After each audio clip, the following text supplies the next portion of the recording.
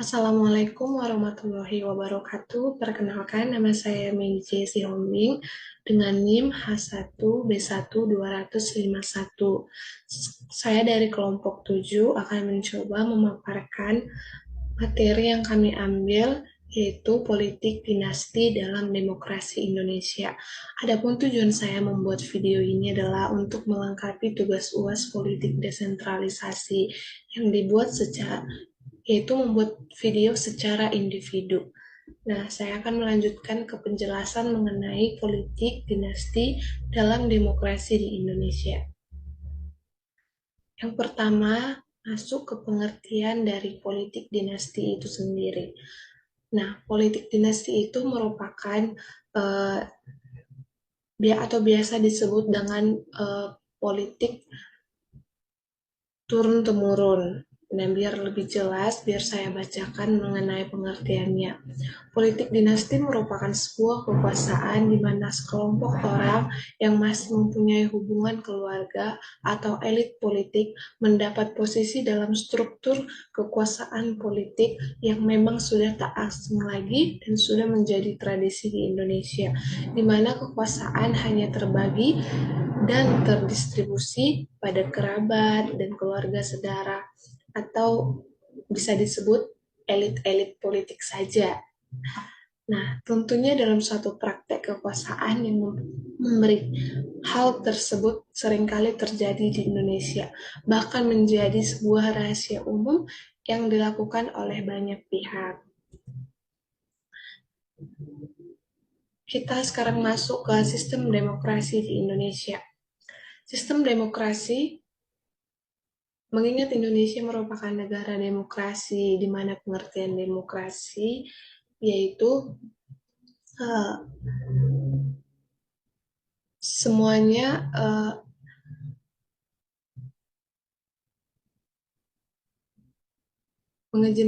semuanya mengizinkan warga negaranya untuk ikut serta dalam pesta demokrasi seperti itu. Mengingat Indonesia merupakan negara demokrasi, hal ini sangat bertentangan dengan semangat hakiki demokrasi, di mana demokrasi yang mengizinkan warga negaranya ikut serta baik secara langsung atau melalui perwakilan dalam suatu perumusan atau pengambilan keputusan, pengembangan dan pembuatan hukum yang menjadi bertolak belakang dengan politik dinasti yang posisi struktur kekuasaan politiknya hanya diduduki oleh para keluarga elit politik saja. Tidak hanya terjadi di era politik kontemporer saat ini, politik dinasti bahkan terjadi setelah sekian lama dari era Soeharto yang terus berkelanjutan dan dalam berbagai macam kedok politik lainnya. Dalam satu politik, kekerabatan seringkali menunjukkan suatu akar feodalisme dan juga tradisi dari monarki yang terus berlanjut bahkan belum sepenuhnya berubah. Nah, di sini saya akan menjelaskan bahwasanya tidak ada yang salah dengan feodalisme di Indonesia, tidak ada yang salah juga dengan politik dinasti di Indonesia, karena bagaimanapun tidak ada undang-undang yang mengatur untuk hal itu, namun hanya saja itu akan berpengaruh kepada keterbatasan suara dari rakyat, keterbatasan orang-orang di luar elit-elit politik untuk menjadi pemimpin di negara seperti itu.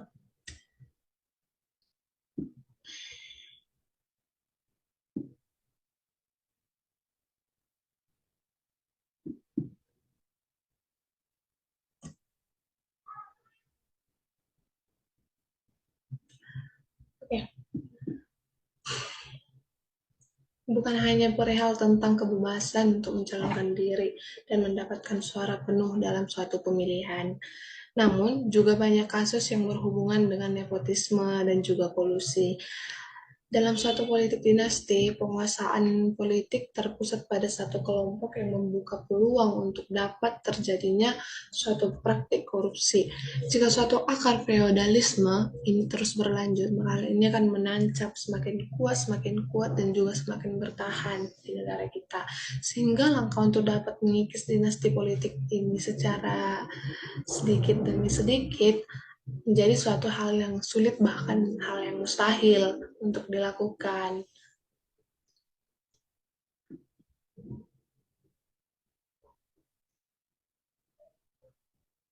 Bentar. Si.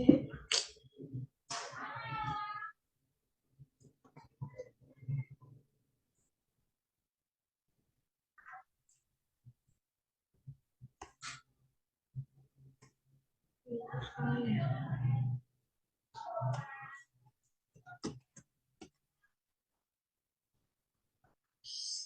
Apa sih dia bisa?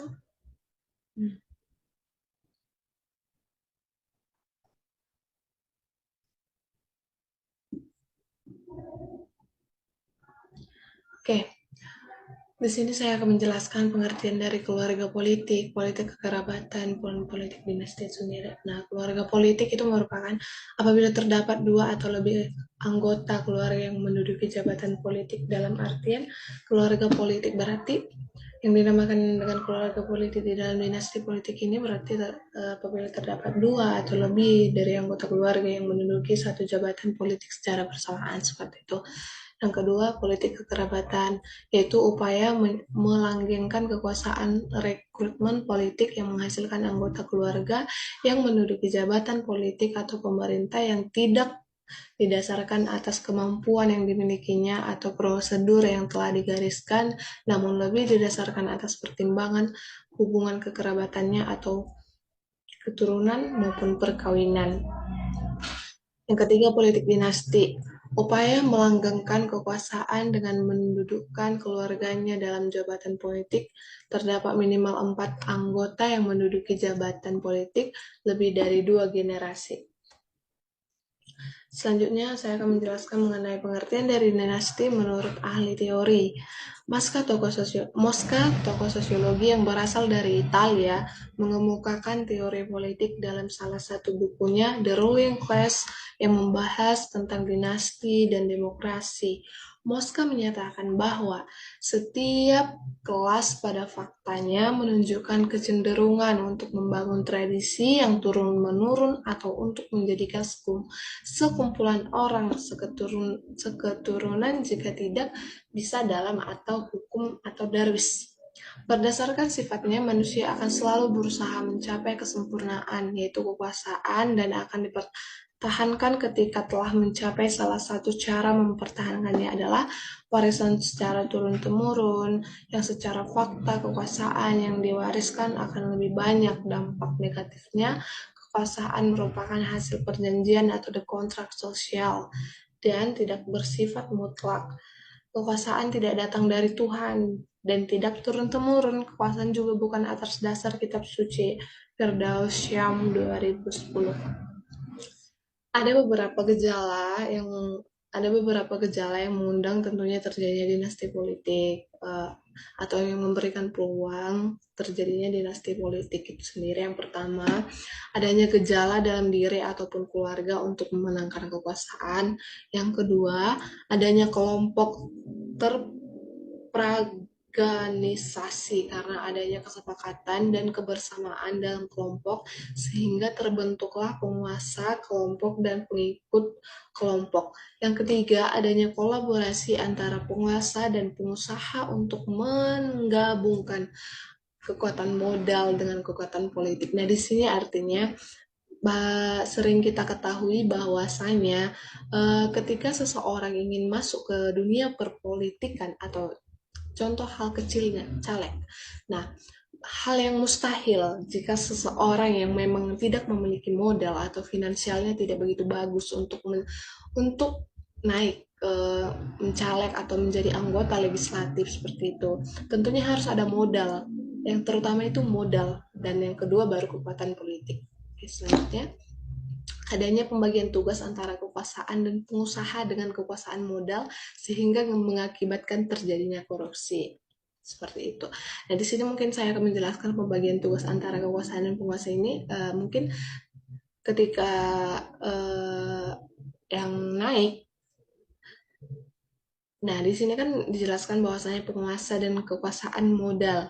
Nah, pada saat ingin naik, mereka akan mengeluarkan modal tanpa berpikir panjang seperti itu. Karena bagaimanapun dalam dinasti politik atau politik kekeluargaan ini, tentu saja dari keluarga sebelah pasti uang atau modal finansial sudah lebih mantap untuk membantu rekan keluarga ini naik. Nah, kemudian setelah naik, maka modal yang sudah dikeluarkan akan digantikan dengan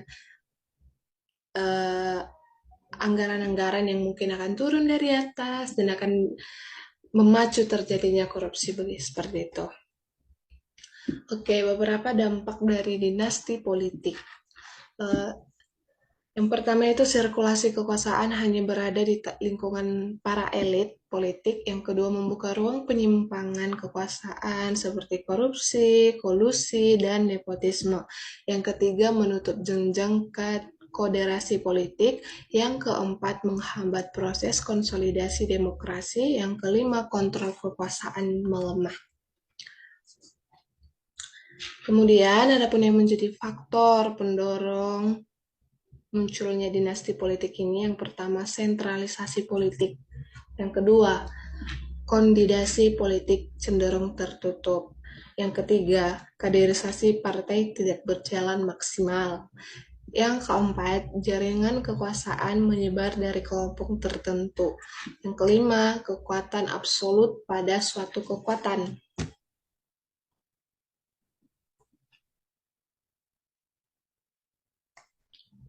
Selanjutnya, tunggu sebentar. Maaf ya Pak, laptop saya agak nge-lag.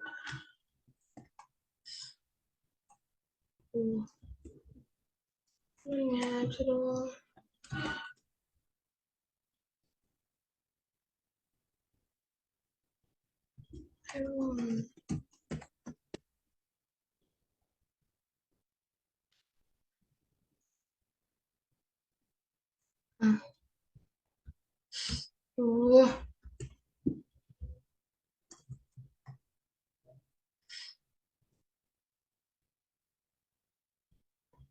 Oke, selanjutnya makna dari dinasti itu sendiri. Yang pertama, kegagalan parpol dalam menjalankan fungsi rekrutmen politik.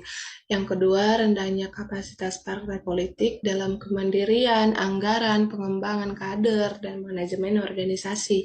Yang ketiga, kekuatan politik di tingkat akar rumput masih terkonsentrasi hanya pada beberapa kelompok kecil. Selanjutnya, rendahnya checks and balance, serta lemahnya partisipasi publik dan bargaining power antara kelompok. Selanjutnya, kecenderungan menguatnya pola interaksi sosial patron, klien, kaula gusti, agent, prinsipal. Contoh politik dinasti di Indonesia. Salah satu contoh politik dinasti di Indonesia yaitu Bapak Presiden kita sekarang, yaitu Joko Widodo, Presiden Republik Indonesia, yang mana putra sulungnya Gibran Raka Buming Raka yang menjabat sebagai wali kota Surakarta yang dilantik pada 26 Februari 2021 lalu kemudian menantu atau suami dari Kahiyang Ayu, anak kedua Presiden Bapak Joko Widodo. Yang ketiga, Bobi Nasution yang resmi dilantik sebagai wali kota Medan pada 26 Februari 2021. Secara pelan tapi pasti kekuasaan Jokowi meluas dengan menempatkan sanak kerabat di jabatan penting. Sedangkan baik Gibran maupun Bobi keduanya adalah pendatang baru di dunia politik Indonesia ini. Namun mereka telah mendapat dukungan partai politik besar di mana Jokowi berada, Partai Politik Demokrasi Indonesia Perjuangan PDIP, sekalipun melawan kader-kader menjanjikan lainnya yang telah berkiprah di PDIP lebih lama. Nah, di sini menjelaskan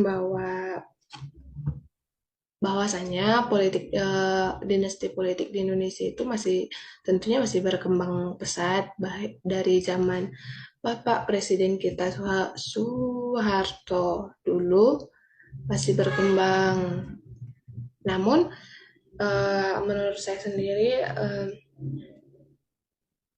tidak salah, hanya saja dinasti politik ini hanya dianggap salah untuk para elit-elit politik yang memang tidak memiliki kapasitas untuk hal itu. Namun berkaca dari proses pembawaan Bapak Jokowi, kemudian anak-anaknya secara turun-temurun, bahwa cara dia untuk cara dia untuk apa ya, memimpin suatu negara, suatu daerah oleh anak-anaknya itu sama dengan beliau Bapak Joko Widodo, bahwasanya mereka memiliki kapasitas yang memang layak untuk mengambil posisi itu dan untuk menjalankan amanah-amanah dari rakyat seperti itu.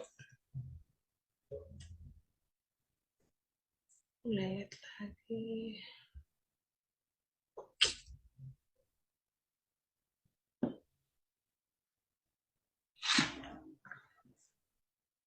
Sekarang menurut pengamatan kelompok kami, saya sini akan menjelaskan bahwasanya kekuasaan politik itu seharusnya diperebutkan dengan tujuan untuk membuat atau menciptakan suatu tatanan yang baik bagi semua dan bagi semuanya, dan partai politik merupakan alat untuk mencapai tujuan-tujuan tersebut.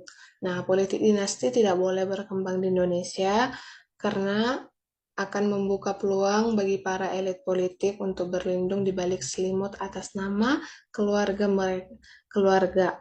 Mereka akan menjadikan rakyat sebagai syarat dari negara, bukan prioritas. Suatu kebijakan. Untuk itu, pemerintah yang merupakan pihak yang mempunyai kewajiban untuk memberi sanksi bagi para pelaku politik dinasti, juga masyarakat yang mempunyai peran mengawasi tindakan yang dilakukan oleh elit-elit dan melakukan penolakan apabila ada tindakan yang menyimpang dan merugikan rakyat, serta aturan mengenai larangan politik dinasti disosialisasikan ke masyarakat sehingga masyarakat tidak takut untuk melaporkan kejadian tersebut. Nah, kesimpulan yang dapat saya angkat apa sih saya sampaikan, memang tidak ada yang salah dengan dinasti politik atau feodalisme, dan tidak ada juga undang-undang yang mengatur untuk hal itu di negara kita Indonesia. Hanya saja biarlah dinasti politik ini berjalan atau terjadi pada elit-elit politik yang memang memiliki kapasitas dan memang memiliki visi, misi, dan tujuan yang sangat